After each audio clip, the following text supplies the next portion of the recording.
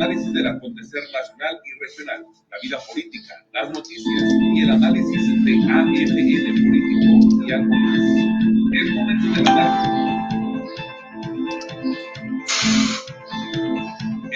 del análisis del acontecer nacional y regional, la vida política, las noticias y el análisis de AFN político y algo más.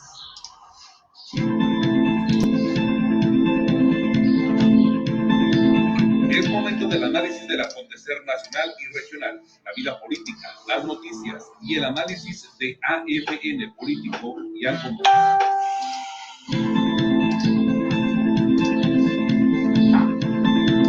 Es momento del análisis del acontecer nacional y regional, la vida política, las noticias y el análisis de AFN político y algo más.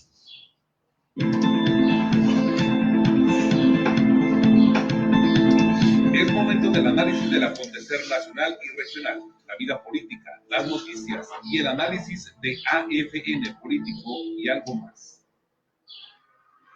¿Qué tal? Buenas tardes, qué gusto saludarlos en esta segunda edición de AFN Político y algo más, que es una producción de Agencia Fronteriza de Noticias y de su directora, nuestra amiga y compañera Dora Elena Cortés. Soy Enrique García y me da muchísimo gusto darle la bienvenida a este espacio. Les recuerdo que estamos transmitiendo a través del portal de Agencia Fronteriza de Noticias en www.afntijuana.info, también en las diferentes redes sociales de esta agencia. De igual manera, le recuerdo que en punto de las 3 de la tarde usted podrá tener acceso a la edición nocturna que se transmite en horario diferido a través de esta opción de televisión por cable, canal 73 de CNR estatal, la opción que nos lleva hasta Yuma, Arizona, San Luis Río Colorado y lugares circunvecinos. Le recuerdo de igual manera que en punto de las 9 de la noche le ofrecemos Los Reporteros del Barrio, también salen de noche, aquí, en vivo, en este lugar, en este mismo espacio. Procedamos con la información para compartirles. Hay información nueva, información interesante, información que era predecible. Yo le voy a decir, le daré los detalles, pero esto será después de saludar a quienes ya nos acompañan hoy. Carmen Cota, buenas tardes. Dice, ¿alguien sabe cómo se llama la vacuna que pondrán en Tijuana? Por favor, pregunta Carmen Cota. Primero le damos la bienvenida a Carmelita. En segundo lugar, no se ha definido qué vacuna nos vayan a aplicar. Dependerá de la disponibilidad de producto. Con precisión es un dato que la autoridad no va a proporcionar hasta ya muy cercana a la fecha. Sería 24 horas antes de que inicie la jornada de vacunación que la autoridad estatal nos va a informar los pormenores e incluso nos dirá en qué lugares. Así que no está disponible en este momento no está disponible ese dato tan preciso. John Espinosa, buenas tardes. Bienvenido, gracias. Melba Cortés, bienvenida. Carmen, muchas gracias, hombre, muy amable Carmelita, gracias. Ya sabe que estamos al pendiente para ofrecerle el dato con todo gusto, tan pronto lo tengamos. De hecho, por esa razón, buscamos cotidianamente entregarle el reporte muy concreto del secretario de Salud sobre el avance de la vacuna y el plan de vacunación para ese día y los días siguientes, pues porque entendemos que el tema de temas hoy día es la vacuna. Entonces, créame que estamos más que al pendiente de estos datos que son tan importantes para muchísima gente. Gracias por ese abrazo, Carmelita. ¿Quién más nos acompaña hoy? Bueno, recibimos por acá, tomamos nota, muchísimas gracias. Estamos recibiendo por acá saludos de otros buenos amigos a través de otras opciones, ¿no? De Messenger y demás. Nos están acompañando desde Rosarito, muchas gracias. Alguien que nos está siguiendo desde San Isidro. Qué amable. Muchísimas gracias. Desde Ensenada se están reportando también, hombre. Muchísimas gracias, de veras, son en serio muy, pero muy gentiles, ¿eh? Y nosotros muy agradecidos.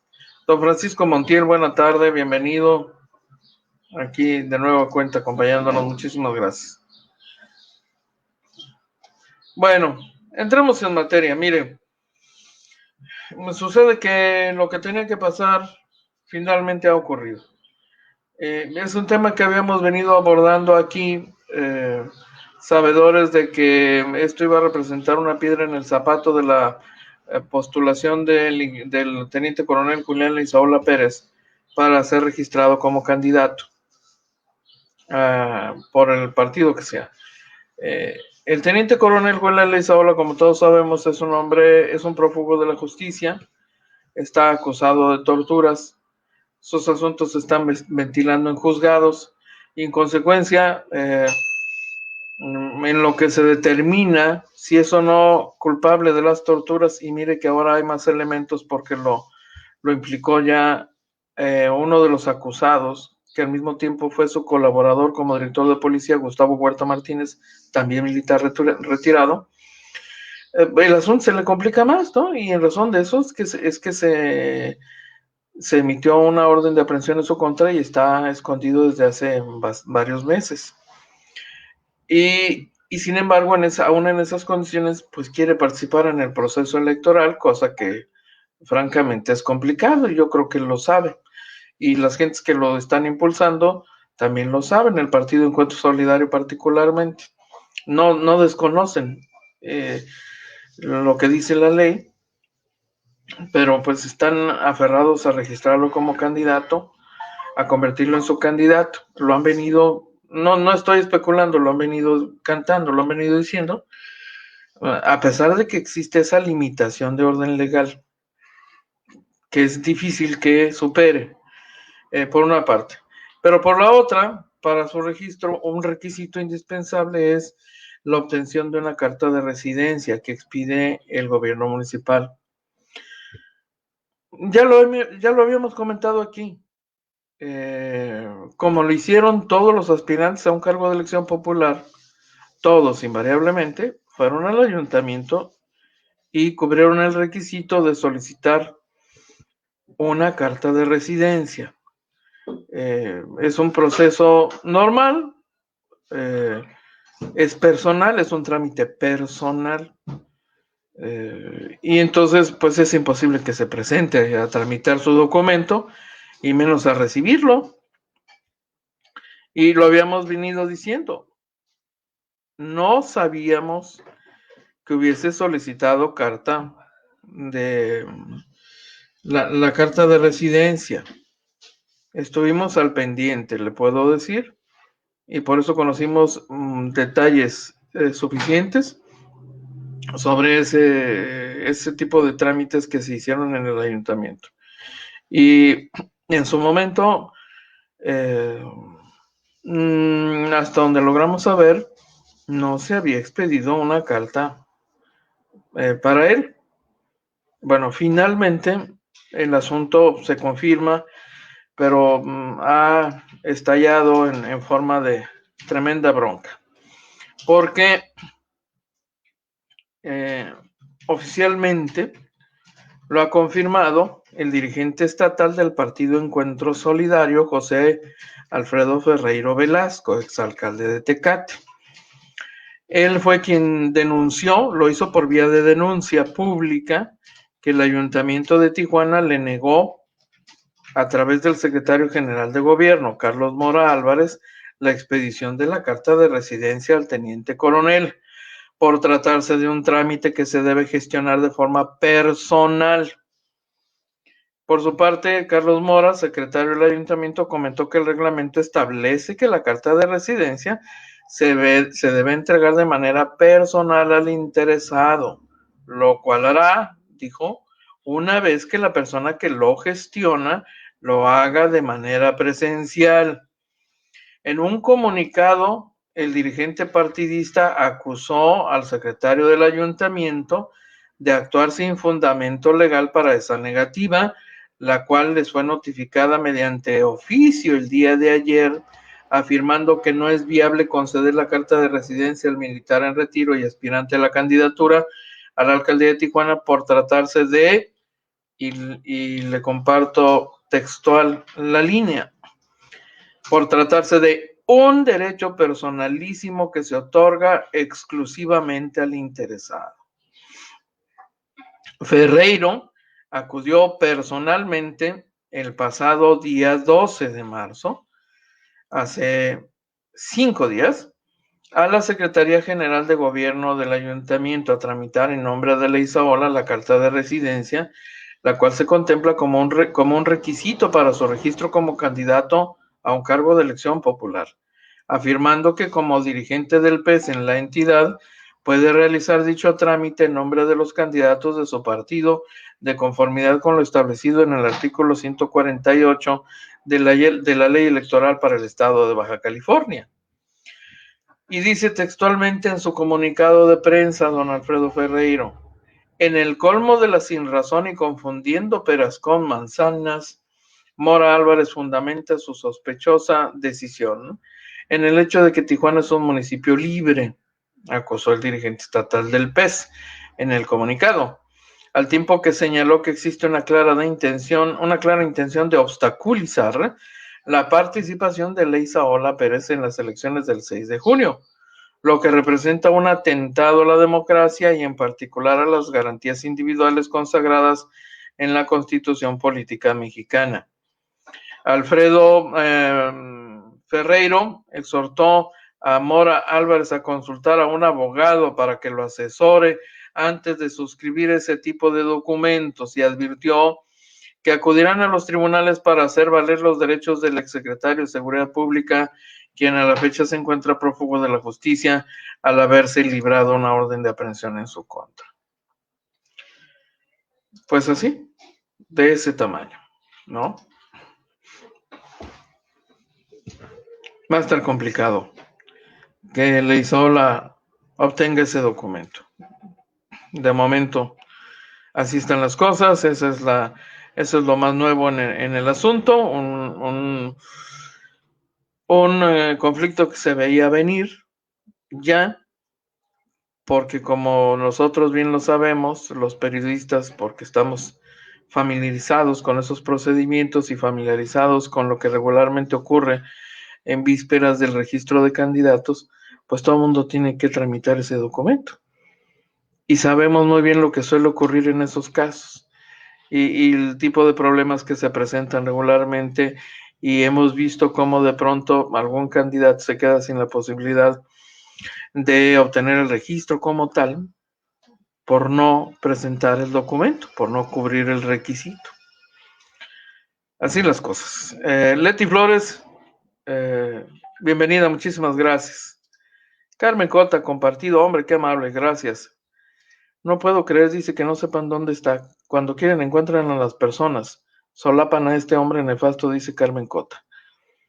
Norma Martín, además, ¿cómo va a ser candidato si tienes cuentas con la ley? No es congruente ni lógico. Primero que arregle sus broncas, ¿no?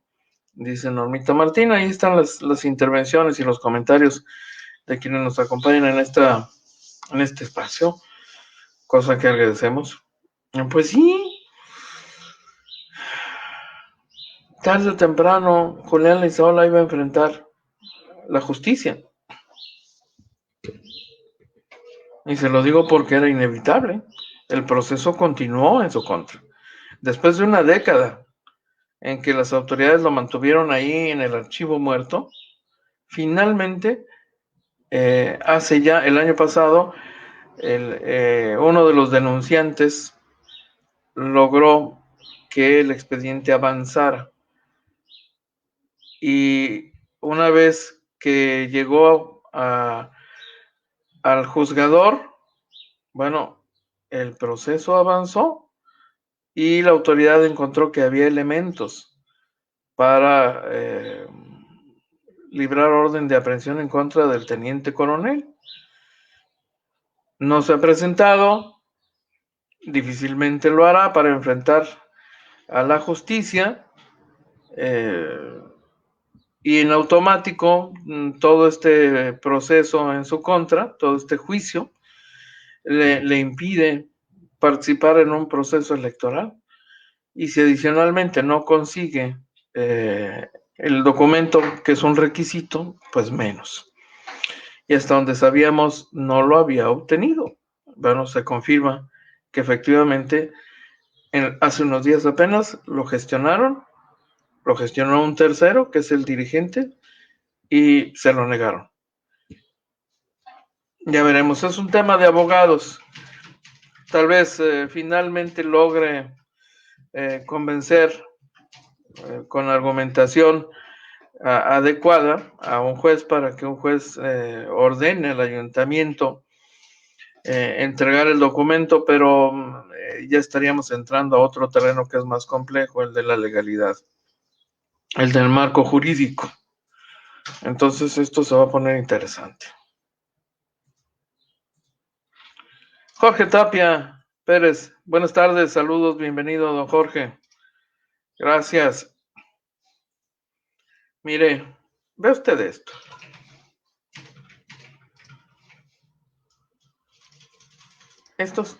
Estamos en campaña, ¿no?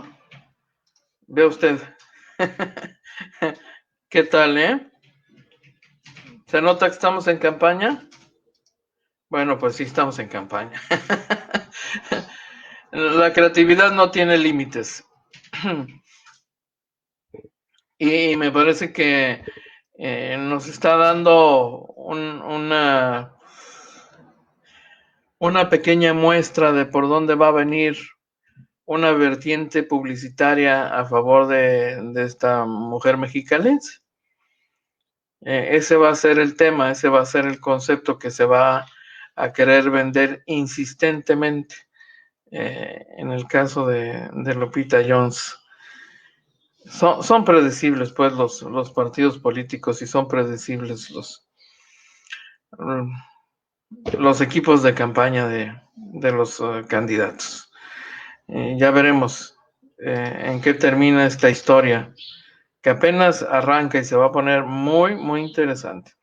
¿Ya leyó usted la columna de nuestra compañera Doralena Cortés? Bueno, pues se la recomiendo. Ahí viene una tabla de preferencias electorales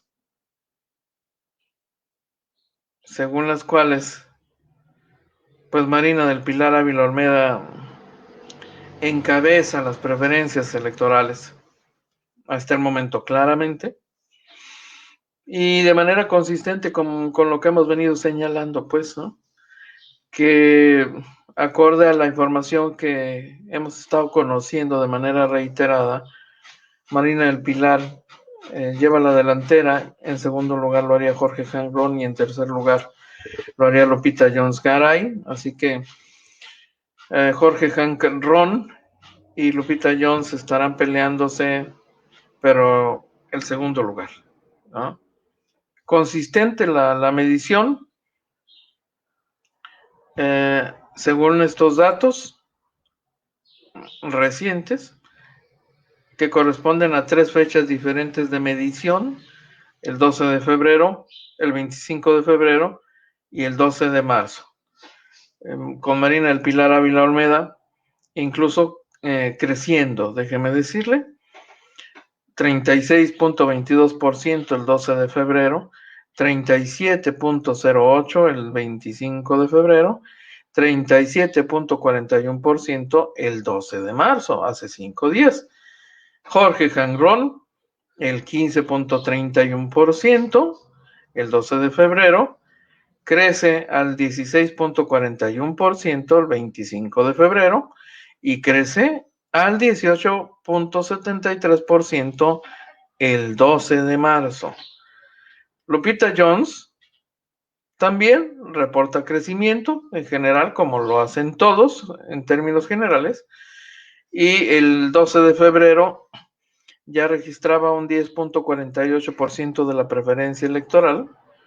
El 25 de febrero ya había subido al 12.30% y el 12 de marzo había subido ya al 13.85%. Más o menos en el mismo tenor reportan un crecimiento los demás aspirantes. Prácticamente todos, ¿eh? Bueno, hasta Victoria Bentley Duarte, la exdirigente estatal de la burocracia que salió muy mal y bajo acusaciones, etcétera, etcétera, y que aceptó ser postulada a diputada local por el PAN, que es la última de la lista. El día 12 de febrero reportaba el 1.43% de la preferencia electoral. Nada, prácticamente nada. El 25 de febrero había subido a 1.52 y el 12 de marzo al 1.71. Su crecimiento, francamente, por los suelos. Si usted compara, por ejemplo, con la velocidad de crecimiento de los otros aspirantes. De hecho, le quiero decir quienes habían estado subiendo más rápido, incluso que Marina del Pilar Ávila Olmeda, pues Jorge Janrón. Compare usted el dato, ¿no? Marina estaba en el 36.22% el 12 de febrero y subió al 37.08 el 25. Es menos de un punto porcentual. El 12 de marzo sube, pero no tanto. Se mantiene en los 37, sube escasamente, pero sigue subiendo. ¿Quién sube más? ¿Quién avanza más rápido? Jorge Janrón. Y este es uno de los, este es un fenómeno que se ha dado en otros procesos electorales, en razón de lo cual hay gente que tiene expectativas muy altas respecto de Jorge Janrón. Jorge Janrón registraba el 12 de febrero el 15.31% y el 25 de febrero ya estaba en 16.41, un punto porcentual de una fecha a la otra. Pero del 25 de febrero al 12 de marzo ya sube casi dos puntos porcentuales. Subió al 18.73% a una gran velocidad. Entonces, esto que también es un fenómeno comprensible, que las figuras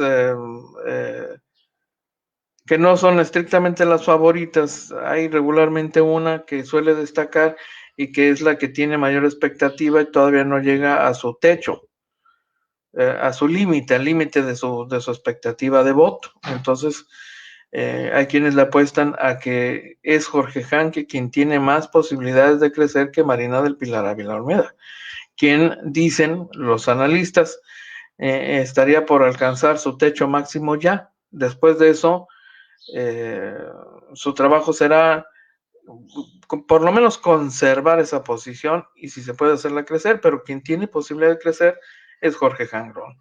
Pero de cualquier manera, pues hay una distancia enorme todavía que cubrir entre el 37.41% de Marina y el 18.73%.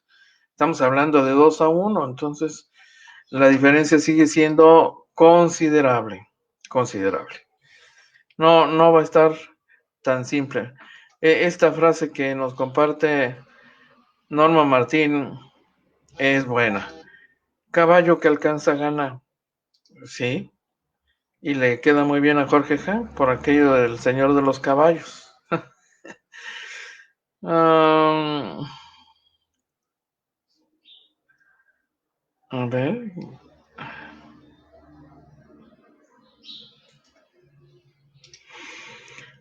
Me habían comentado de la posibilidad de que su hija Juliana sea la candidata para que el apellido atraiga votos y no Héctor Cruz. ¿Será cierto? Don Jorge, pudiese ser una alternativa, pero la intención es que el nombre de la Isaola aparezca en la boleta porque es el que jala. Y si no lo hace por él mismo, eventualmente puede ser la opción, su hija Juliana. Pero finalmente Héctor Cruz en todo caso como suplente.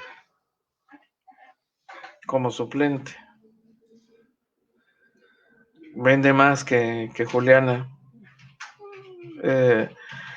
Vende más el apellido de la Isaola que el de Héctor Cruz Aparicio, ciertamente. Yo lo que quisiera saber es el poder del voto oculto de esas personas que mienten a las encuestadoras. Ese es un dato a veces muy impredecible, muy impredecible. Hemos visto sus efectos en algunos procesos electorales, donde mienten y de pronto el día de la jornada, el comicial, el día de la votación, la gran sorpresa es ese sector. John Espinosa nos acompaña ya, bienvenido. Que no digan que no se los advertí, Marina del Pilar se montó al carrusel desde el año pasado. Ya se los recordaré cuando sea la nueva gobernadora.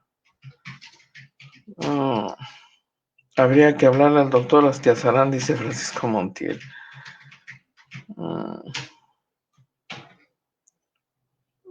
Bueno, ¿quién más anda por aquí? Antonio Carpio, bienvenido, buenas tardes.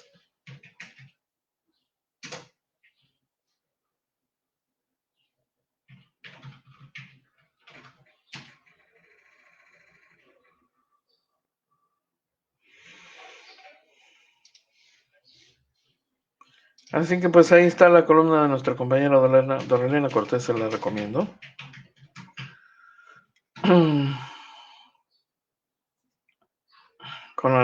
Con uno de los datos interesantes que ya había trascendido el mismo día de la renuncia de Catalino Zavala Márquez como secretario de Educación del Estado de Baja California para irse a coordinar la campaña de Marina del Pilar Ávila Olmeda.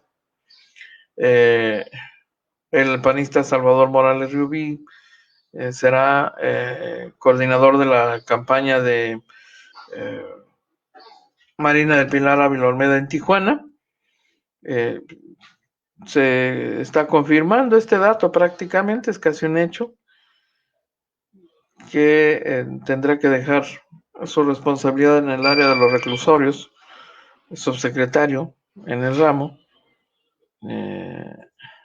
para venir a coordinar la campaña en Tijuana. Qué cosa tan interesante esta, ¿eh?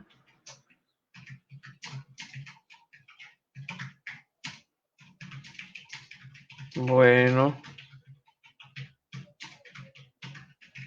algunos datos adicionales sobre quienes van encabezando las preferencias en Tijuana y en Mexicali.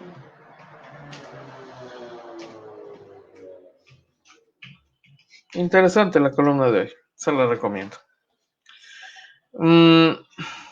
Le comparto otro asunto importante en las últimas horas. Las autoridades norteamericanas, concretamente elementos de la Oficina de Aduanas y Protección Fronteriza de los Estados Unidos, el CBP, ha realizado nuevamente esta mañana un operativo, un ejercicio de contención en la Garita Internacional de San Isidro, un simulacro, pues, ¿no? Una forma de enviar un mensaje en el sentido de que estamos preparados por si hay alguien que desee intentar nuevamente cruzar masivamente a los Estados Unidos en forma ilegal. Cerca de las 10 de la mañana, los oficiales emitieron el mensaje de prevención para los cientos de automovilistas que cruzaban a los Estados Unidos en ese momento en la Garita de San Isidro.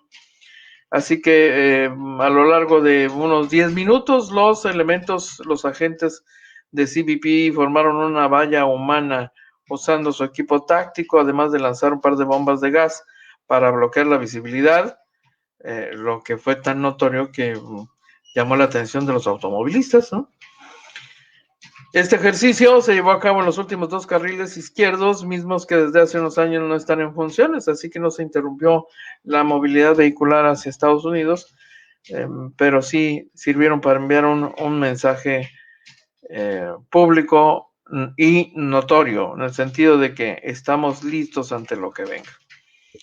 Ahí en la Garita de San Isidro, donde ya en otro momento ha habido incidentes fuertes por intentos de cruce masivo, recientemente en Tecate, en la Garita de Tecate, algún grupo no mayor de 10 indocumentados intentó cruzar así, ilegalmente, masivamente, obligando a las autoridades norteamericanas a cerrar la garita por algunas horas. El asunto no pasó a mayores, pero sí encendió focos rojos en las demás garitas, algo que ya habían anticipado autoridades norteamericanas ante lo evidente que ha sido la creación de estos campamentos de migrantes. En el caso de Tijuana, pues más que notorio. Cerca de 1 millar de migrantes allí haciéndose bolas en un campamento improvisado cerca del Chaparral, de las instalaciones federales del Chaparral, porque no hay poder humano que los mueva, por lo menos todavía, mientras la autoridad no decida de lo contrario. Aparentemente ya va a decidir lo correspondiente y los van a quitar de ahí. Pero de momento han estado presionando para complicarle una decisión de esta naturaleza al gobierno federal. Y como esto será un operativo tripartita, municipio, estado y federación, será difícil que se mantengan en ese lugar. O sea, es casi un hecho que los van a quitar. Pero por lo pronto la sola presencia junto a la garita pues pone nerviosos a los vecinos del norte que prefieren con toda tranquilidad y toda calma hacer una demostración de músculo. Eso fue lo que ocurrió hoy por la mañana.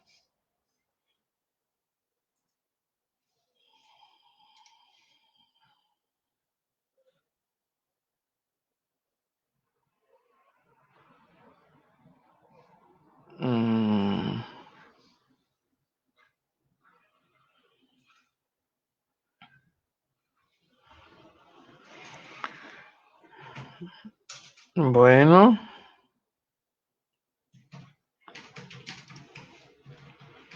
siguen las intervenciones aquí. Es un tema. Mire, nos está acompañando Manolo Morales Rubí en esta transmisión. Manolo es hermano de Salvador Morales Rubí, justamente. El hombre que coordinará la campaña de gobernadora de Marina del Pilar Ávila Olmeda. Manolo se ha desligado de la cosa pública desde hace un buen rato. Alguna vez fue regidor, lo recuerdo. Decidió dedicarse a ser comerciante. Ese fue el último dato que tuvimos, ¿no? Y entiendo que le ha ido muy bien, por cierto. Puso su negocio de comida ahí en la zona cerca donde viven, ¿no? Ahí en el Soler, por ahí por el Soler, en el Mirador, para ser más exactos, ¿no? Ahí está el domicilio de la familia Morales desde hace mucho, así que entiendo que le está yendo muy bien. Nos da mucho gusto que le esté yendo bien. Los saludamos. Nos acompaña en este momento. Bienvenido. Otro dato más, otro asunto más que le quiero compartir. Este es un tema muy esperado por un sector importante y muy, muy denso poblacionalmente hablando. Es un segundo acceso a la zona de la presa este. Sucede que el director de obra e infraestructura de Tijuana, Javier Delgado Garibay, ha dado a conocer el día de hoy que en 30 días más se entregará la obra de este primer tramo de casi 1 kilómetro del segundo acceso. Supervisó los trabajos que se realizan en la antigua carretera Mexicali, es el punto de conexión. Se conectará desde el C4, es decir, ahí está el centro de mando de seguridad pública. Se conectará desde ahí hasta el vaso de la presa en un tramo de 2 kilómetros. El funcionario municipal precisó que el primer tramo de 9,200 metros se entregará en 30 días con una inversión de 9,275,000 pesos después de 95 días de trabajo. La obra se realiza con concreto hidráulico en esa vialidad que tenía muchos años de no ser rehabilitada. Era una de las vialidades abandonadas, pero que en esta administración fue incluida en el nuevo proyecto de movilidad para que se integre de la vía rápida al refugio en beneficio de 25,000 personas. ¿Vale la pena que se lo comparta? Sí, por supuesto que sí. A ver.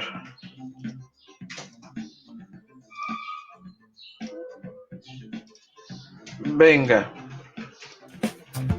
Seguimiento a licitación, seguramente en 15 días estamos ya en proceso de entrar con los esto fue 95 días de obra, estamos terminando en el próximo 30 y en la otra serían los otros 95, estamos hablando que para finales de mayo,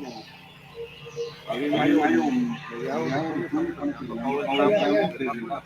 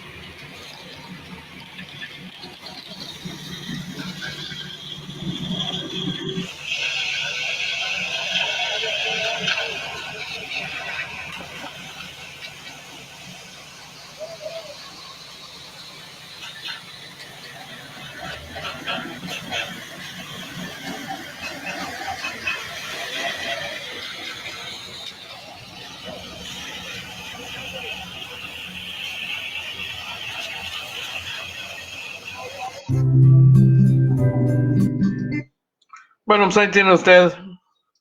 Es una obra importante, vale la pena que se lo compartiéramos. Hay mucha gente interesada en este proyecto. Había una grande expectativa porque se trata de la zona este, una zona muy, muy abandonada. Usted lo sabe perfectamente si alguna vez ha recorrido aquella región de la ciudad. En la periferia, muchas colonias, pocos servicios, servicios deficientes, un rezago enorme en materia de urbanización, así que en un escenario de esta naturaleza llega una obra así de importante que además va a resolver un problema de movilidad para miles de personas todos los días, pues entonces es una obra muy esperada y ahí está, nos pareció conveniente compartirle esta información actualizada de parte del gobierno municipal. Así que ahí está finalmente el dato. Oiga, le quiero recordar la invitación que nos está haciendo a todos la Comisión Federal, la Comisión Estatal de Servicios Públicos de Tijuana. Como ya le hemos venido comentando, el próximo día 22 se conmemora el Día Mundial del Agua, bajo el lema Unidos por el Agua. Y entonces, en ocasión de esta fecha tan importante, Comisión Estatal está ofreciendo pláticas, conferencias, con información muy detallada sobre este delicado panorama que guarda el tema del agua en nuestro estado. La Comisión Estatal de Servicios Públicos está invitando a conocer más sobre esta situación, sobre este tema, a través de las conferencias en vivo que ofrecerá en la página oficial de la Comisión Estatal en Facebook, con temas como plástico, agua y el océano. Sin agua no hay reciclaje y respeto a la naturaleza. Son temas que serán desarrollados por expertos de Baja Adventures, Eguali y Kilómetro 1. Ellos habrán de proporcionar mucho mayor información para que dimensionemos todos el valor que debemos reconocer al agua, pues para todos los procesos de vida, ¿no? Para la vida misma. Así que ahí está la invitación. Se la comparto. Serán gratuitas las conferencias. ¿Por qué no? ¿Por qué no? Le tengo que actualizar la información que le había planteado más temprano sobre el plan de Morena en el Poder Legislativo para contrarrestar lo que en el Poder Judicial ya se convirtió en un serio obstáculo para el proyecto de ley de electricidad, de ley de energía eléctrica, que ya está publicado en el Diario Oficial de la Federación, ya es ley, pero su aplicación está frenada debido a algunos amparos concedidos por jueces federales. Entonces, la alternativa frente a este panorama, lo había dicho temprano el presidente de la República, pues era reformar la Constitución incluso. Bueno, el grupo parlamentario de Morena en la Cámara de Diputados salió en defensa del presidente López Obrador y presentó ya una iniciativa para evitar que los juicios de amparo se utilicen para obstaculizar los principios en materia de austeridad republicana, remuneraciones de servicios públicos y el funcionamiento de las empresas productivas del Estado, es decir, de Petróleos Mexicanos y de la Comisión Federal de Electricidad. Es a través de la diputada Reina Celeste Asensio Ortega que Morena busca adicionar 2 fracciones del artículo 129 de la Ley de Amparo reglamentaria de los artículos 103 y 107 de la Constitución para evitar que se otorgue la suspensión contra el régimen de remuneraciones y también de fomento de empresas productivas del Estado.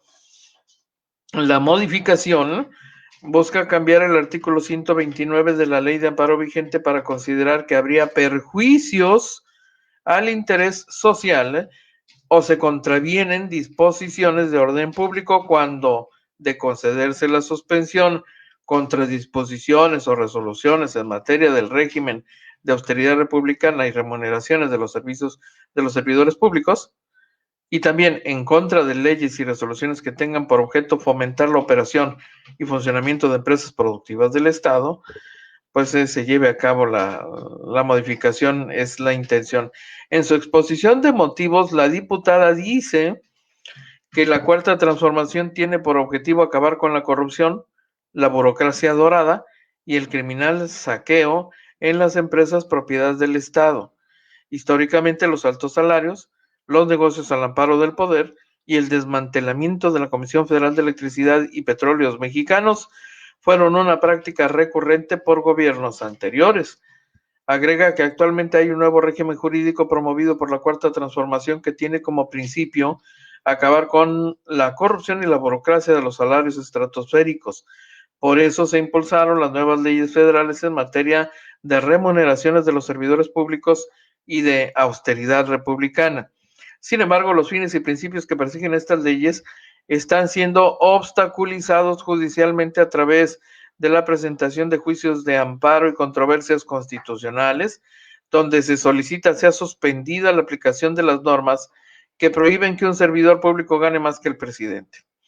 Señala que el mandato del pueblo fue claro en 2018.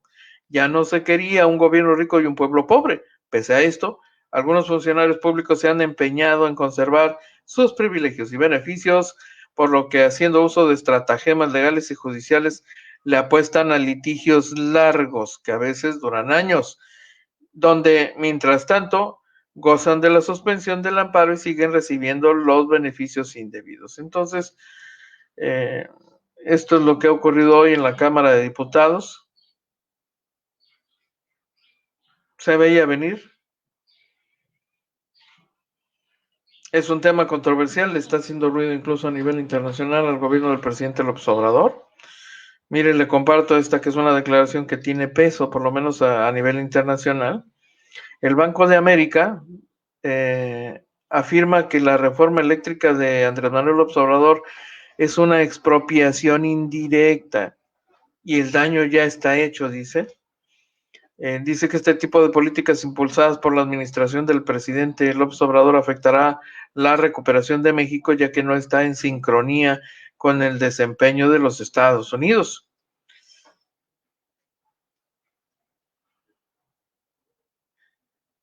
A través de un documento, dice el Banco de América, el desacoplamiento de México, así se titula este documento,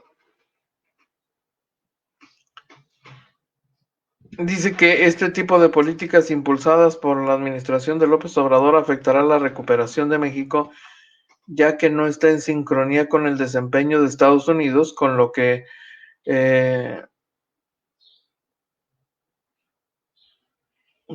un fuerte crecimiento que se espera en su principal socio comercial no beneficiará como en el pasado a nuestro país. El crecimiento del Producto Interno Bruto de México ha estado vinculado al de Estados Unidos, desde que entró en vigor el Acuerdo de Libre Comercio de América del Norte a mediados de los años 90. Por lo tanto, es natural esperar que una economía estadounidense en auge saque a la economía mexicana del gran agujero que es actualmente. Pero las políticas internas no están sincronizadas y México sigue aplicando una política fiscal muy estricta que seguirá siendo un importante obstáculo para la economía. Ambas economías parecen haberse disociado desde finales de 2018 y creemos que la separación continuará durante la recuperación, dice este documento generado por la empresa bancaria Bank of America, en una abierta crítica a la política del presidente López Obrador.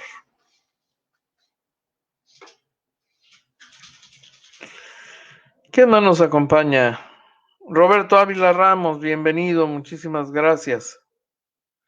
Jorge Bedoya López, buenas tardes, bienvenido.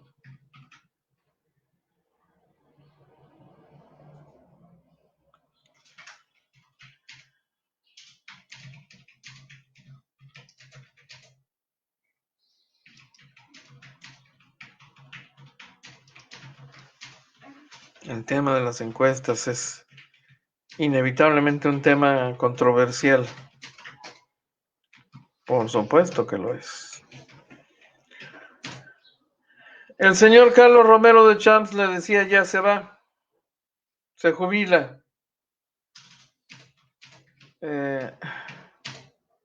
¿Cuánto cree usted que va a recibir al señor Carlos Romero de Champs? Según la información oficial existente en nómina transparente de la Secretaría de la Función Pública, el ex líder del Sindicato de Trabajadores Petroleros de la República Mexicana recibiría una pensión mensual equivalente al 100% de su salario ordinario, que al 28 de febrero de 2021, según el último dato oficialmente registrado, pues es de 28,636.50 pesos mensuales. Recibirá además una cascada de beneficios plasmados contractualmente entre Petróleos Mexicanos y el Sindicato de Trabajadores Petroleros en el contrato colectivo 2019-2021. El contrato vigente señala que en materia de jubilaciones, el exdirigente reúne las condiciones para optar por el derecho a la jubilación cuando cumplen 60 años de edad o acrediten 30 años de servicio, tomando como base el 100% del promedio del salario ordinario que hayan disfrutado en puestos permanentes en el último año de servicio. El señor Romero de Champs, según la Función Pública, está adscrito al Corporativo de Petróleos Mexicanos con una clasificación de puesto pendiente. Textualmente dice pendiente. Registra un salario bruto mensual de 41,203 pesos, es decir, el salario que el empleador, en este caso Pemex, paga a sus trabajadores antes de que se produzca la retención de impuestos, que en México es el impuesto sobre la renta, y las cotizaciones a la Seguridad Social, que en el sector privado se hace al Instituto Mexicano del Seguro Social, y la aportación a la AFORE. El salario neto que devenga el hoy ex dirigente sindical es de 28,635 pesos con 50 centavos. Ese es el que se toma para efectos de jubilación. Es la cantidad exacta que percibía hasta el pasado 28 de febrero en la nómina. Es decir, es el dinero que se ve reflejado en su quincena después de que se hagan las retenciones. Entonces, de acuerdo con el contrato, al momento de obtener el beneficio de la jubilación, Carlos Romero tiene derecho, además de su pensión jubilatoria, a una prima de antigüedad por servicios prestados equivalente a 20 días de salario ordinario por cada año de antigüedad acreditada.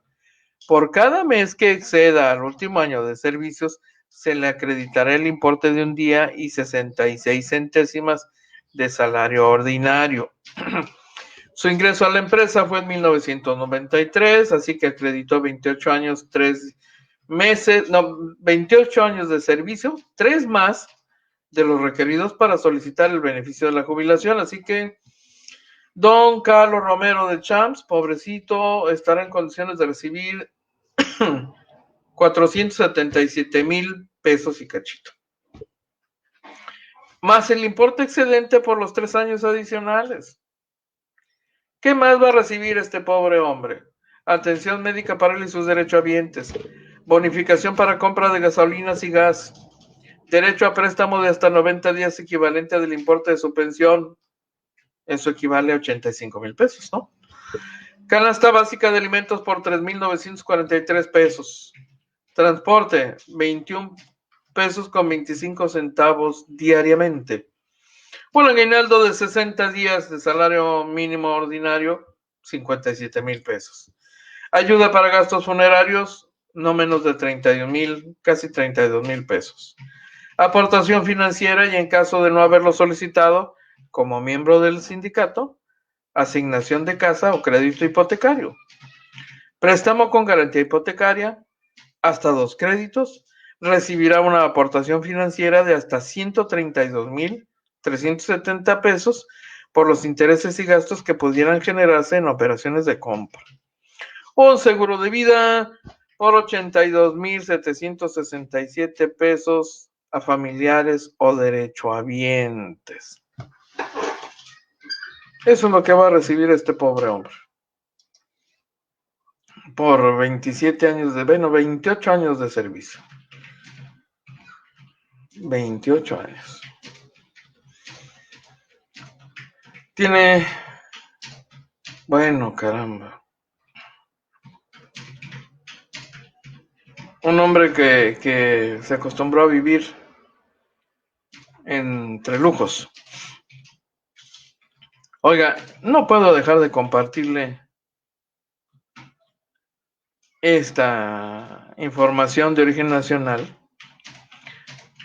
Han vinculado a proceso al dueño de la aeronave donde murieron Marta Erika Alonso y Rafael Moreno Valle, exgobernadora de Puebla. Usted recuerda este asunto, este incidente seguramente. La Fiscalía General del Estado obtuvo una nueva vinculación a proceso en seguimiento de la investigación por el accidente del 24 de diciembre de hace 2 años, en el que murieron la entonces gobernadora y el senador Rafael Moreno, su esposo y exgobernador, y 3 personas más. La institución encargada de procurar justicia investigó a Rafael N., director de la empresa propietaria de la nave.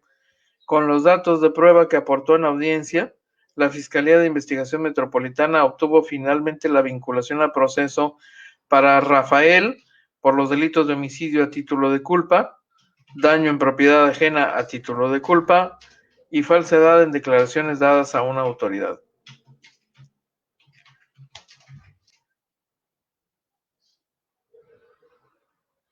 En la aeronave también viajaba el exgobernador de Puebla, Rafael Moreno Valle, su asistente personal, Héctor Baltasar Mendoza, y los capitanes de la aeronave, Roberto Cope Obregón y Marco Antonio Tavera Romero. Usted lo recuerda, qué rápido pasa el tiempo. Pues homicidio culposo, es decir, no intencional.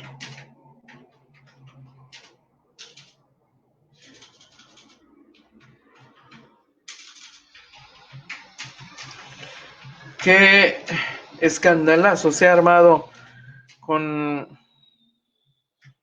una grabación en la que un audio en la que se escucha a Javier Estrada Cárdenas, que en calidad de diputado local y coordinador de los panistas en el Congreso del Estado de Michoacán, afirma que el dinero público se lo puede gastar hasta en prostitutas, ¿no? La grabación fue hecha en una reunión de trabajo de la Junta de Coordinación Política de la Cámara de Diputados, que en ese momento él presidía, es decir, era una sesión formal. La reunión fue en noviembre pasado y entre los puntos a tratar estaba el de la fiscalización de parte de la Auditoría Superior de Michoacán a los legisladores. El señor diputado blanquiazul montó en cólera. En el audio se escucha la molestia del diputado panista y se refiere al titular de la Auditoría Superior de la Federación como su empleado, a quien acusa de fiscalizar los recursos públicos del legislativo.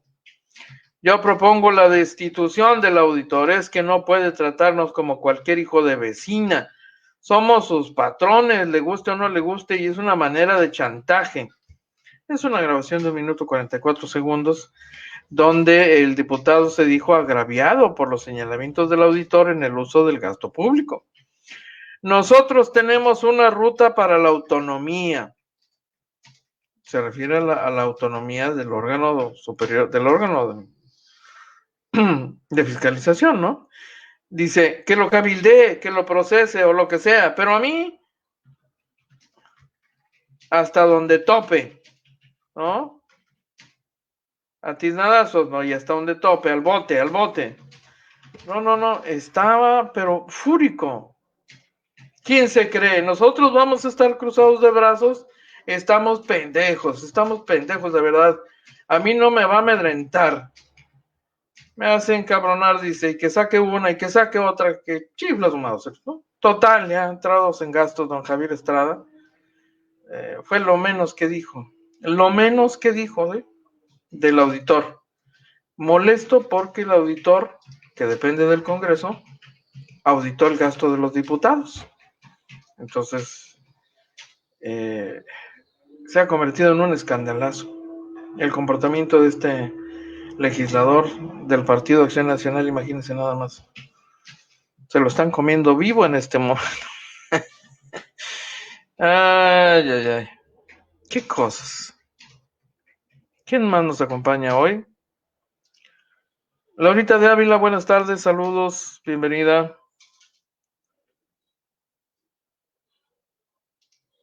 Alex, qué gusto saludarte, hombre.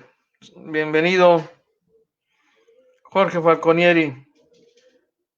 Muchas gracias, mi estimado Jorge Falconieri. Bienvenido, gracias de veras a todos ustedes. Oigan, que ya casi me voy. ¿Pero por qué, hombre? Si estoy aquí tan a gusto compartiéndoles información, las últimas novedades, ¿no? Caray. Llegan más de 18,000 vacunas a Baja California. Arribaron esta mañana para ser aplicadas a los adultos mayores. 18,000 vacunas. Bueno, de algo sirven. 18,000 más o menos es el equivalente a 2 días de vacunación en Ensenada. Es para lo que sirven. El ritmo que pretendían todavía no se ha logrado, pero para hacer Ensenada, que es una ciudad con mucho menor población, pues bueno, no está mal. Están agarrando aviada, Yo supondría que en los próximos días aumentará la cantidad de personas vacunadas en Ensenada. Entonces, 18,000 vacunas alcanza a cubrir más o menos un par de jornadas de vacunación en Ensenada. Ayuda.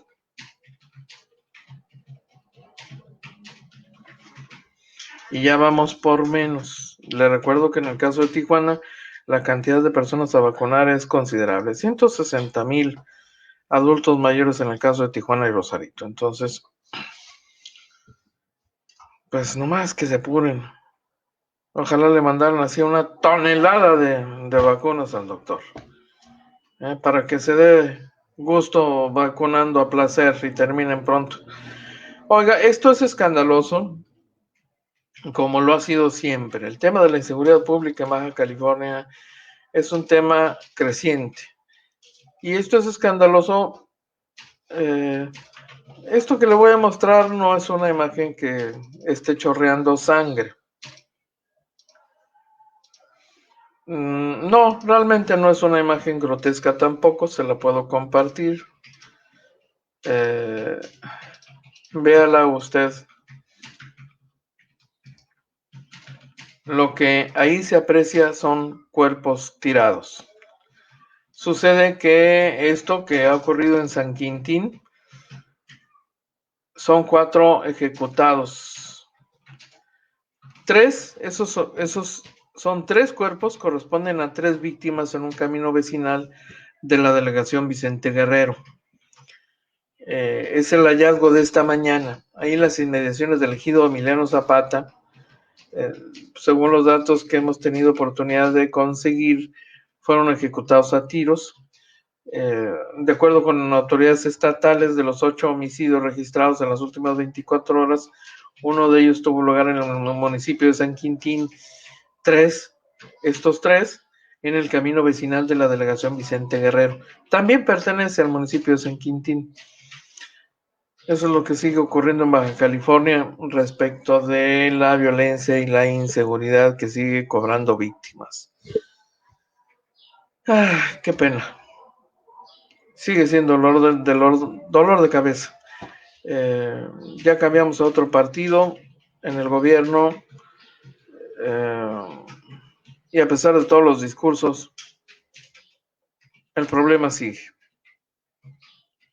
Y esta imagen es de verdad una expresión de la impunidad con que el crimen organizado sigue actuando, ahora cada vez más abiertamente, y lo hace en zonas donde antes no se reportaba este nivel de actividad criminal.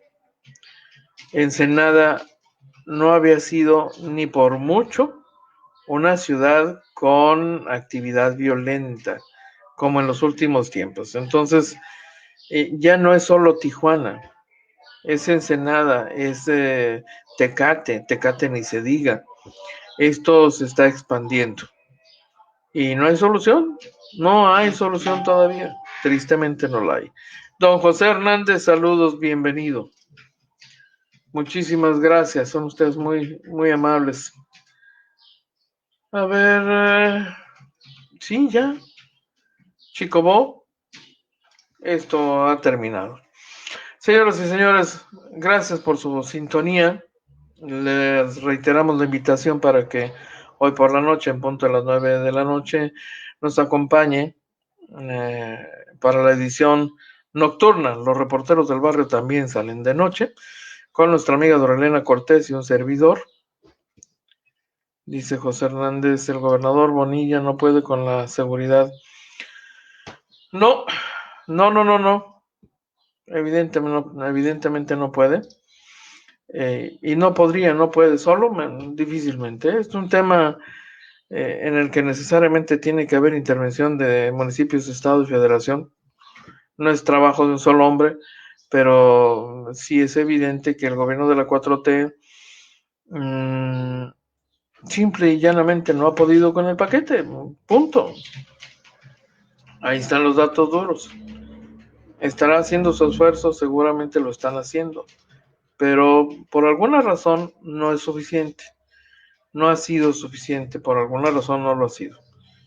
Vamos a ver con qué novedad nos salen en los próximos días, en que se anuncia alguna estrategia especial de los 3 órdenes de gobierno en una semana más, según lo que han dado a conocer las autoridades estatales y luego de la visita del gobernador del estado, el fiscal general Guillermo Ruiz Hernández y funcionarios del área de seguridad pública del estado, allá en la Secretaría de Seguridad Pública Federal en la Ciudad de México el día de ayer. Veremos y diremos, esperemos que logren resolverlo, finalmente a todos nos surge. Oiga, pásela muy bien, gracias por sus finas atenciones, nos vemos y escuchamos por la noche. Y es todo por hoy. Lo invitamos para que nos siga de lunes a viernes, de 12 a 1 de la tarde por este canal. Agencia Fronteriza de Noticias es el portal de noticias más influyente y que sí se lee.